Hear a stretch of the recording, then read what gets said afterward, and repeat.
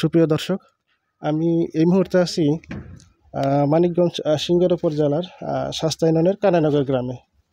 আমার পাশে যে পরিবারটা আপনারা দেখতে পাচ্ছেন, এরা কিন্তু অনেক গরিব একটি পরিবার।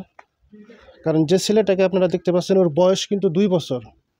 ও এমন একটা রোগে আক্রান্ত, যেটা হয়তো আপনাকে আমি ক্যামেরায় দেখাতে পারবো না, কারণ এটা কমিউনিটি গাইডলাইন আছে, যার কারণে দেখাতে পারবো না।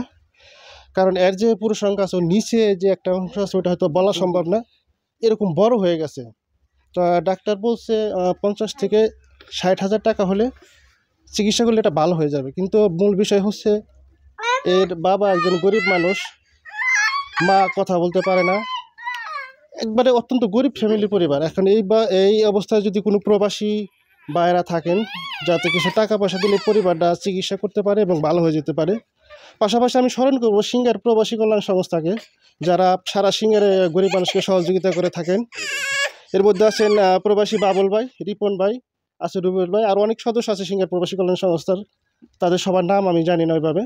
তো আপনাদেরকে দৃষ্টি আকর্ষণ করবো, আপনারা অন্য পরিবারকে যেভাবে সাহায্য করেছেন, তেমনি ওই পরিবারকে একটু সাহায্য করবেন। কারণ এনারা কিন্তু একেবারেই গরিব।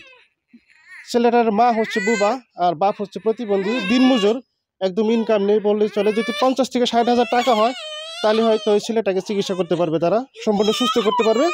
এটাকে ডাক্তারি ভাষায় হার্নিয়া রোগ বলা হয়ে থাকে। বাচ্চাদের পুরুষাঙ্গের নিচে যে অংশটা থাকে, সেটা অনেক বড় হয়ে গেছে।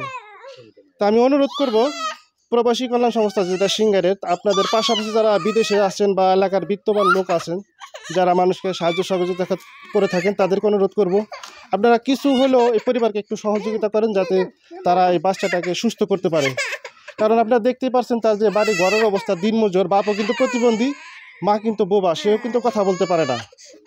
তো যারা সমাজের বিত্তবান লোক আছেন, যারা পয়সা আছেন, তাদের কাছে আমার একটাই অনুরোধ, আপনারা সামান্য কিছু টাকা দিয়ে পরিবারকে একটু সহযোগিতা করেন, যাতে তারা হয়তো বাচ্চাটাকে চিকিৎসা করে সুস্থ করতে পারেন।